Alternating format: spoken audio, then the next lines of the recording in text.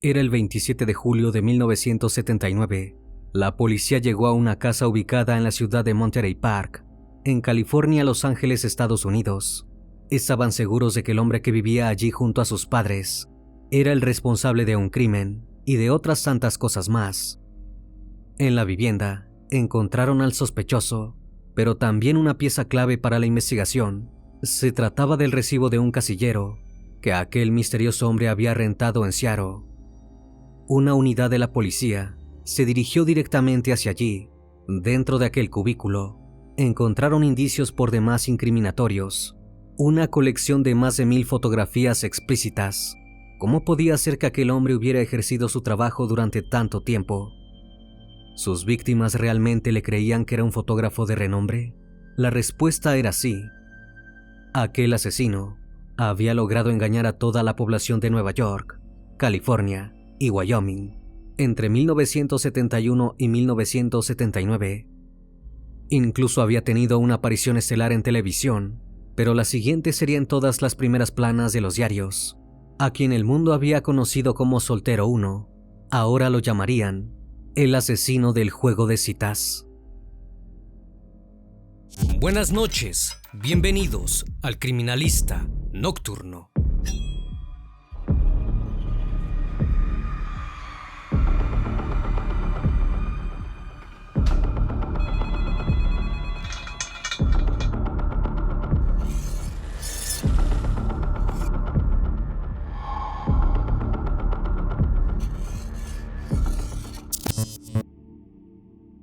Rodrigo Jack Alcalá Walker nació el 23 de agosto de 1943 en la ciudad de San Antonio, ubicada en Texas, Estados Unidos. Sus padres, Raúl Alcalá Walker y Ana María Gutiérrez, tuvieron también 3 hijos más. En 1951, la familia decidió regresar a su país de origen, México. 3 años más tarde, Raúl abandonó a su esposa e hijos. Entonces Ana María resolvió mudarse con Rodrigo y sus otras 3 hijas a los suburbios de Los Ángeles. Para ese entonces Rodney, como apodaban al pequeño, tenía ya 12 años y tuvo que comenzar su vida desde cero. De su adolescencia no se sabe mucho, aparte del hecho de que en 1960, cuando cumplió los 17 años, ingresó en el ejército de los Estados Unidos. Pero no logró entrar en combate, ya que le dieron un puesto de administrativo. En 1964, mientras seguía en servicio, padeció un ataque de nervios y se escapó del campo. Sus superiores lo encontraron escondido en casa de su madre y lo trasladaron hacia la enfermería del ejército. Allí, un psiquiatra militar le diagnosticó un trastorno antisocial de la personalidad narcisista maligna con psicopatía y sadismo íntimo. Por esa razón, fue dado de baja de la milicia automáticamente. Sin embargo, no todo estaba perdido. Lo cierto es que Rodney era prácticamente un superdotado, con un coeficiente intelectual de 135, muy superior al promedio. Se anotó en la Universidad de California, ubicada en Los Ángeles, y años después se graduó en la Escuela de Bellas Artes. Todo parecía indicar que Rodney tenía un futuro prometedor, pero pronto, sus más bajos instintos salieron a la luz. En 1968, una niña de tan solo 8 años, llamada Telai Shapiro, iba camino a la escuela cuando su destino se topó con el de Rodney. El hombre la obligó a subir a la cajuela de su automóvil y manejó directamente a su departamento de Hollywood. Pero no tuvo en cuenta algo. El secuestro fue advertido por otro conductor. Este lo siguió hasta la vivienda, a la par que llamó a la policía. Cuando los agentes llegaron al departamento, Telai estaba desmayada en el piso de la cocina. La rodeaba un gran charco de sangre. Estaba notoriamente lastimada y apenas podía respirar. De su atacante no había ni rastro. Rodney logró escapar por la puerta trasera, mientras los agentes intentaban revivir a la víctima. La pequeña fue trasladada a un hospital, donde los médicos determinaron que había sido golpeada con una barra de hierro y abusada. También se pudo percibir que su atacante había intentado estrangularla con el mismo objeto con el que la agredió. Al registrar el apartamento de Rodney, la policía encontró varias fotografías, muchas de ellas de chicas menores de edad. También descubrieron su nombre y que había asistido a la Universidad de California. se pusieron manos a la obra para atraparlo, pero era rápido. Para cuando los agentes realizaron la orden de captura, Rodney ya se encontraba viviendo en Nueva York. Allí se presentó ante el mundo como John Berger.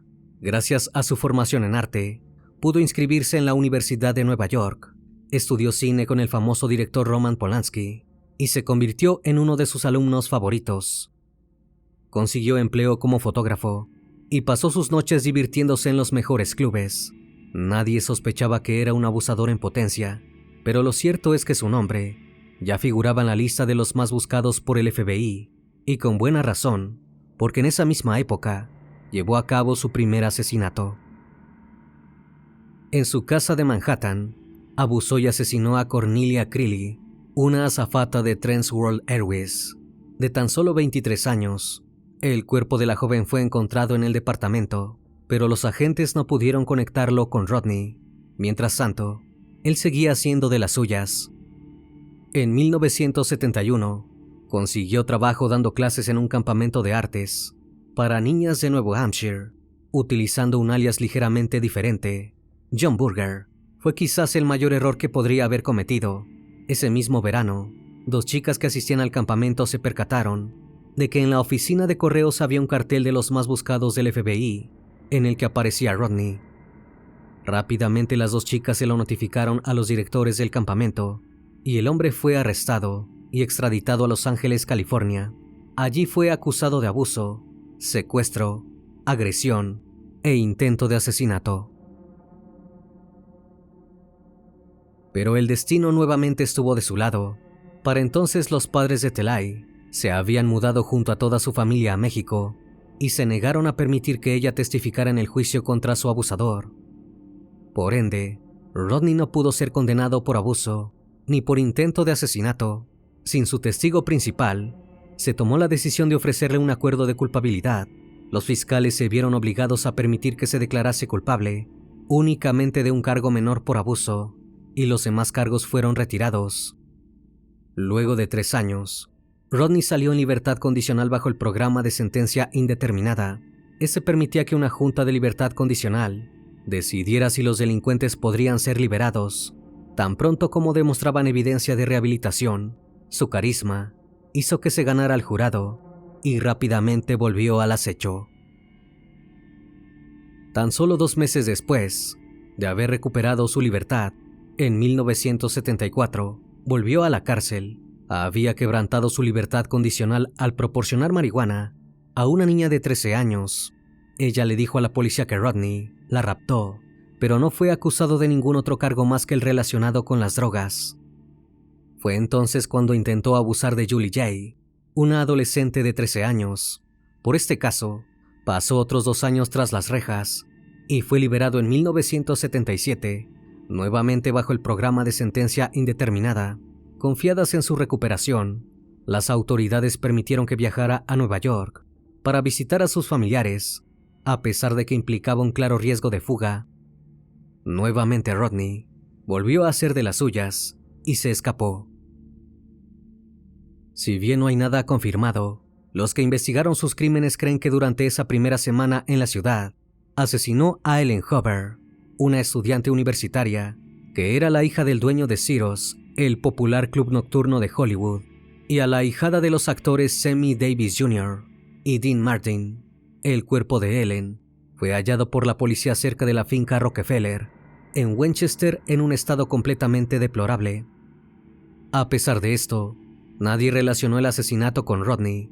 En 1978, el sujeto trabajó durante un breve periodo de tiempo en el medio Los Angeles Times como compositor tipográfico. También fue entrevistado por los miembros del grupo de trabajo sobre el estrangulador de la colina, quienes estaban llevando a cabo una investigación sobre delincuentes agresivos íntimos, activos en la ciudad. Por esa misma época, las autoridades pensaron que Rodney era el estrangulador de la colina, adjetivo dado por los medios de comunicación a uno más tarde 2 asesinos en serie estadounidenses que aterrorizaron Los Ángeles entre octubre de 1977 y febrero de 1978. El apodo radicaba en el hecho de que muchos de los cuerpos de las víctimas fueron descubiertos en las colinas que rodean Los Ángeles.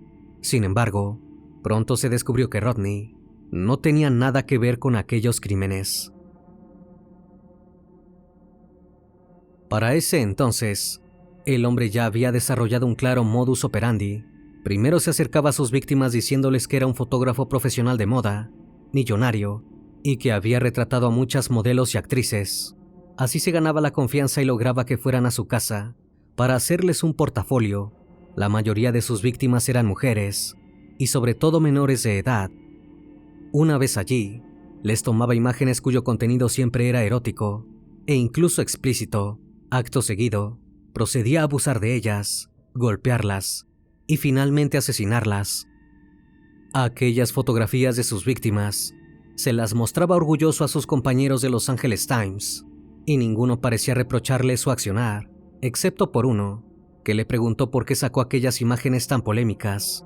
Rodney se limitó a responder que las madres de aquellas jóvenes le pidieron que lo hiciera.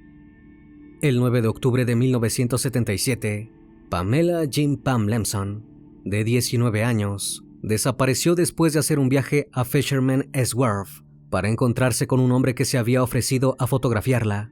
Su cuerpo fue encontrado posteriormente en el condado de Marin, ubicado en California, cerca de una ruta de senderismo. Como no se encontraron huellas dactilares ni ADN en el lugar del hallazgo, nunca se presentaron cargos. En 1977, Christina Ruth Thornton, de 28 años, se mudó con su novio lejos de su familia para vivir en San Antonio, Texas. Después de que se separaron en Biloxi, Mississippi, en junio de ese mismo año, Christine fue vista por última vez haciendo autostop y nunca más se supo de ella hasta muchos años después. En noviembre de 1977, Rodney asesinó a Jill Barcombe, una adolescente de 18 años, a la que encontraron en una zona montañosa. Poco después, en diciembre de ese mismo año, le quitó la vida a Georgia Wisted, de 27 años, en su departamento de Malibú. Pero fingir ser un famoso fotógrafo no era suficiente. Él quería probar que con su carisma podía llegar a absolutamente cualquier lado. En septiembre de 1978, Rodney fue aceptado como concursante en The Dating Game, un famoso programa de citas de la cadena ABC. En el mismo, se mostraba a una mujer soltera haciendo preguntas a 3 potenciales parejas que podían ser vistas por la audiencia, pero no por ella. Después de cruzar opiniones, responder preguntas y pasar varias pruebas juntos, el programa concluía con la mujer seleccionando a uno de los hombres con los que quería salir, en función de sus respuestas. Para ese entonces, Rodney estaba registrado como abusador, ex convicto y delincuente íntimo, y ya había asesinado al menos a 2 mujeres en California y a otras 2 en Nueva York, pero los empleados del programa ni se molestaron en investigar sus antecedentes. Incluso pudo usar su nombre real. Solo vieron que era alto, guapo y encantador, el ejemplo perfecto para el show. Jim Lang, el conductor, presentó a Rodney como el soltero 1, un exitoso fotógrafo, cuyos inicios se remontan al día en que su padre lo encontró en un cuarto oscuro, a la edad de 13 años. También comentó que hacía paracaidismo y motociclismo. Todos y cada uno de estos dichos eran completamente falsos, pero nuevamente, ningún ejecutivo lo revisó. El actor Jed Mills, quien compitió contra Rodney, más tarde lo describiría como un tipo muy particular, con opiniones muy extrañas. Cheryl Bradshaw, de 22 años, era la soltera que debía elegir a su galán. Rápidamente se sintió atraída hacia Rodney. Le parecía que sus respuestas eran divertidas e interesantes, y su físico ejemplar. El público en vivo pensó lo mismo. Cada vez que el hombre hablaba, era aplaudido. Sin embargo, hubo un momento en particular. La joven le preguntó a Rodney cuál era su momento preferido. En respuesta, el soltero 1 respondió que su momento ideal era la noche, cuando se pone bueno de verdad. A pesar de aquel comentario sospechoso, Cheryl eligió a Rodney como su galán. Debían tener una cita días después, pero al salir del estudio, la joven tuvo un mal presentimiento. Rodney comenzó a comportarse de manera muy desagradable, a ser extremadamente grosero y a mostrar una actitud intimidante. Cheryl perdió todo tipo de atracción hacia él e incluso pensó que era el hombre más siniestro con el que había conversado. Finalmente la joven le dijo que no quería volver a verlo, y la cita nunca se concretó. Rodney aceptó. En retrospectiva, su intuición le salvó la vida, pero no logró rescatar a otras mujeres, que luego del rechazo, serían las siguientes víctimas del peligroso asesino. Rodney ultimó a al menos otras 2 mujeres, después de su aparición en The Dating Game. En junio de 1979, asesinó a Charlotte Lamb, de 32 años. Su cuerpo fue encontrado en el cuarto de la lavandería de un edificio, en el segundo en Los Ángeles. Ese mismo mes, Rodney asesinó a Jill Perento, de 27 años, en su piso de Burbank. También abusó de Monique Lloyd, de 15 años, a la que dio por fallecida tras intentar asesinarla. Sobrevivió, pero pasaría mucho tiempo hasta que ella y las otras víctimas tuvieran justicia, aunque no tanto para que el sádico asesino fuera encarcelado. El 20 de junio de 1979, Robin Semsa, una niña de 12 años, desapareció mientras iba de camino hacia su clase de ballet en Huntington Beach, en California. Cuando los agentes entrevistaron a sus amigos, estos les contaron que un extraño se les había acercado en la playa y les había preguntado si querían hacer una sesión de fotos.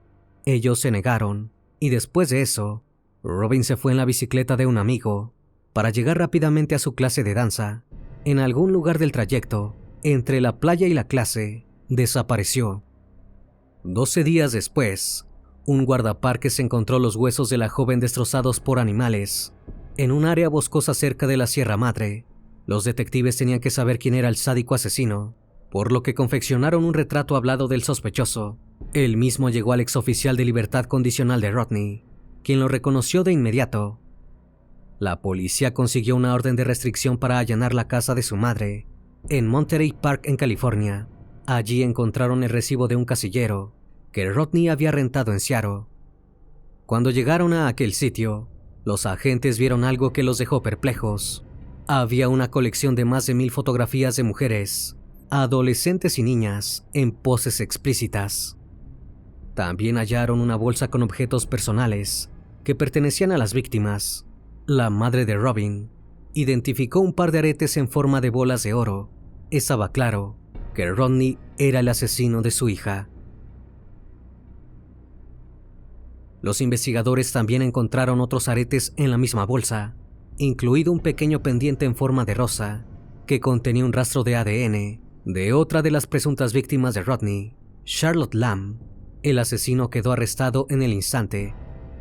Una vez tras las rejas, Rodney fue diagnosticado por diversos expertos en psiquiatría con trastorno narcisista de la personalidad, trastorno límite de la personalidad, y por parte del experto en homicidio, Vernon Greber, trastorno de la personalidad narcisista maligna con psicopatía y sadismo sexual con comorbilidades, es decir, con más trastornos.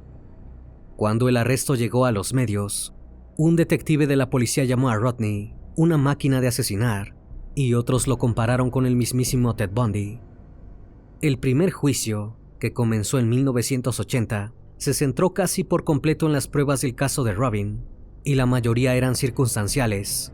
Los fiscales se basaron en testigos, que declararon haber visto a un fotógrafo de pelo rizado tomando fotografías de Robin, su amiga y otros adolescentes en la playa, minutos antes de que la víctima desapareciera, y por supuesto, en el hecho de que más tarde se encontraron fotografías de Robin en el casillero de Rodney.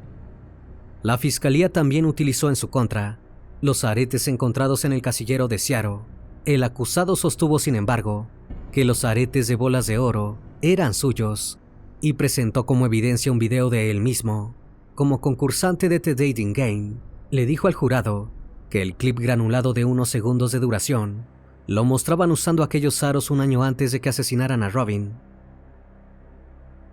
En esa primera instancia, el acusado fue condenado por un jurado a la pena capital por el asesinato de Robin, pero la Corte Suprema de California consideró que Rodney no había tenido un juicio justo porque uno de los testigos había mentido en su declaración.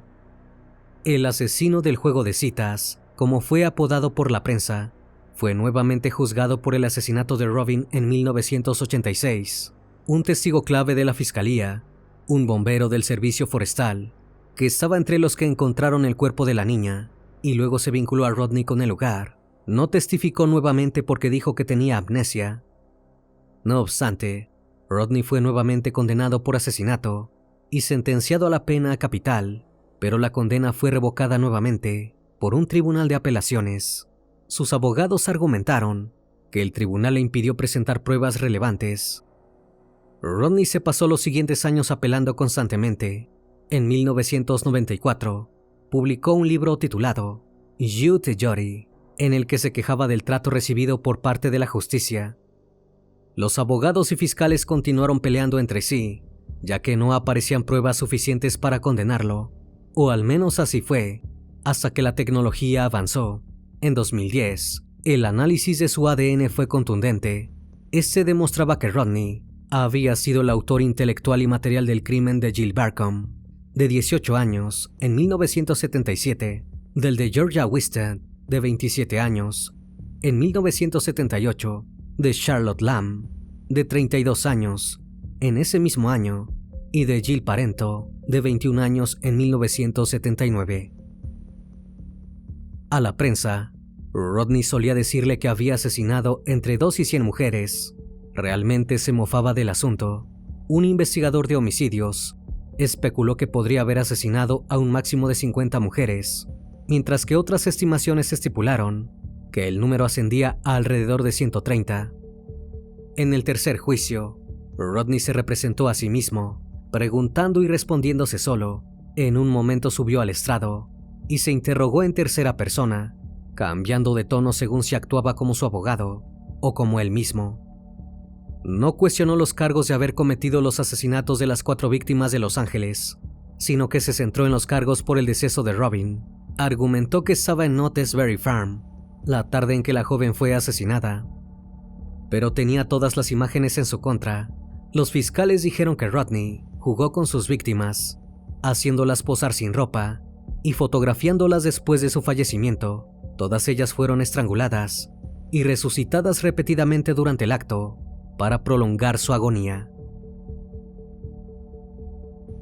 También alegaron que Rodney tomó aretes de al menos 2 de las víctimas como trofeos y que llevó a una joven de 18 años a un camino remoto en un cañón, donde abusó de ella antes de golpearle la cabeza con una piedra.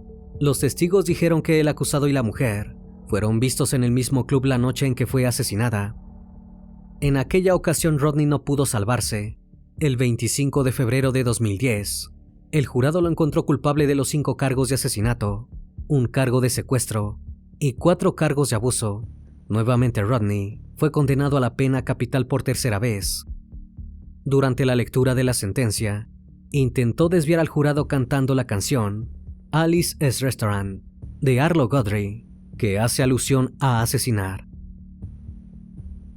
En 2010, los departamentos de policía de Huntington Beach y Nueva York publicaron 120 fotografías del criminal para ver si alguien descubría a mujeres, adolescentes o niñas desaparecidas entre ellas. Desde entonces, las denuncias no pararon de llegar.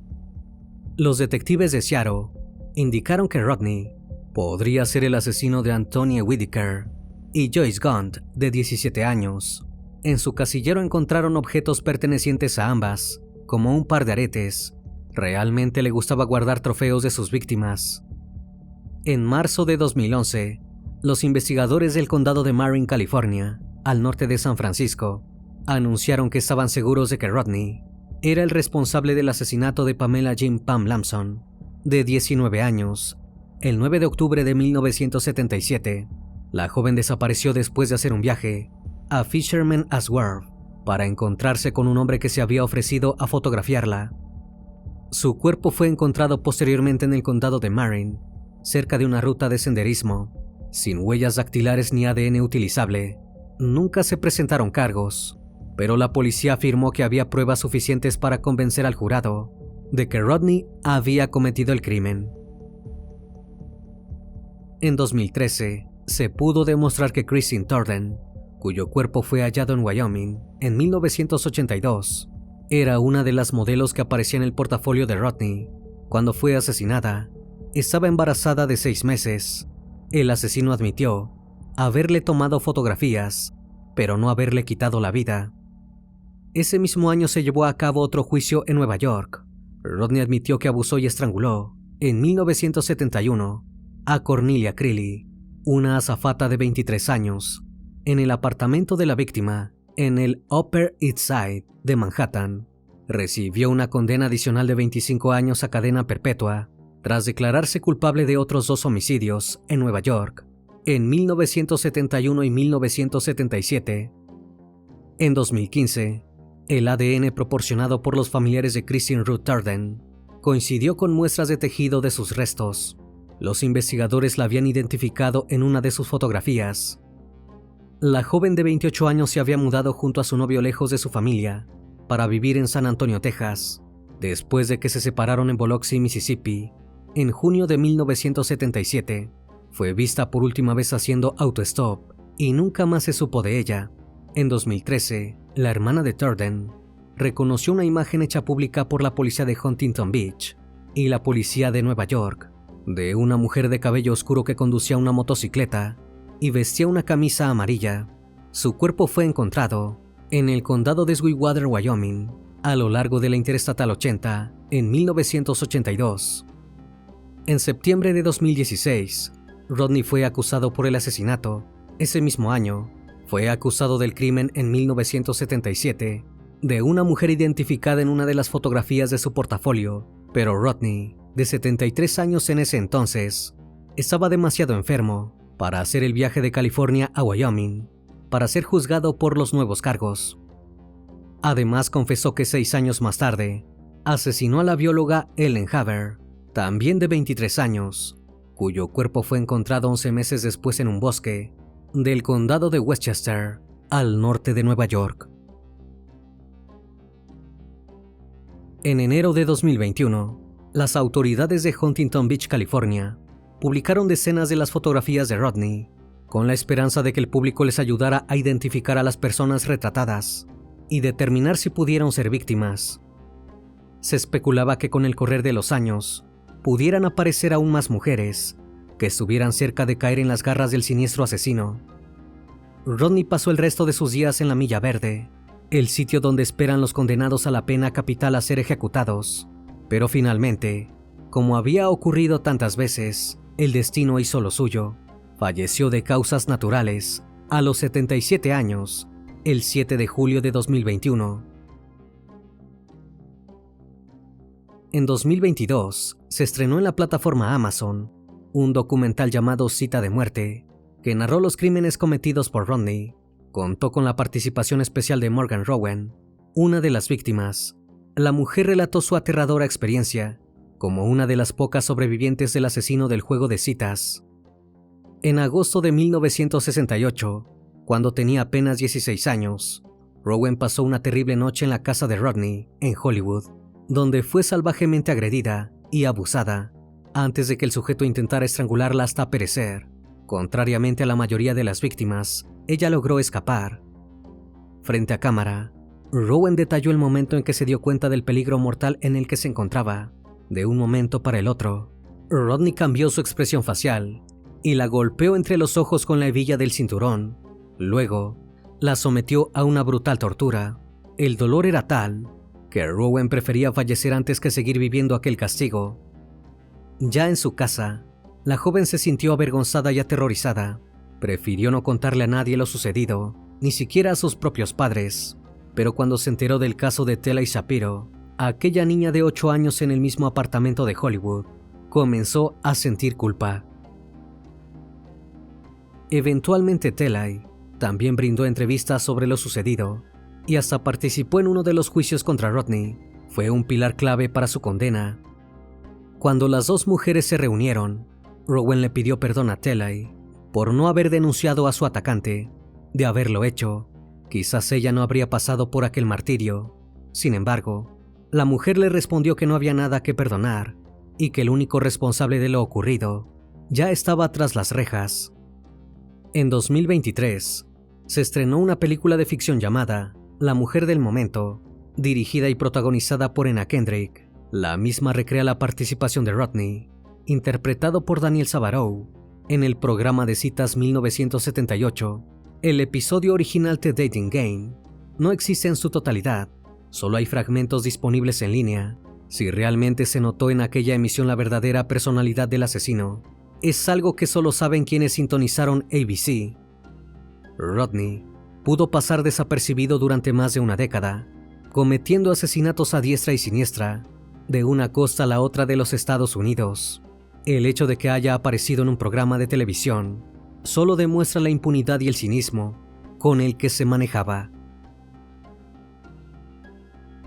Una vez más, estimado público, agradezco su compañía. Gracias por acompañarme en esta nueva transmisión. Recuerden que pueden seguirme en redes sociales. Actualmente me encuentro en Facebook, Twitter, Instagram, TikTok y también en Spotify. Si el caso de hoy te pareció interesante e informativo, te pido me regales un like o un comentario sobre la transmisión de esta noche. Me despido de ustedes, no sin antes agradecerles su compañía, y recuerden, si aún no estás suscrito, te hago la cordial invitación a que lo hagas y formes parte de esa gran comunidad. Eso es, El Criminalista Nocturno. Hasta la próxima emisión. Buenas noches.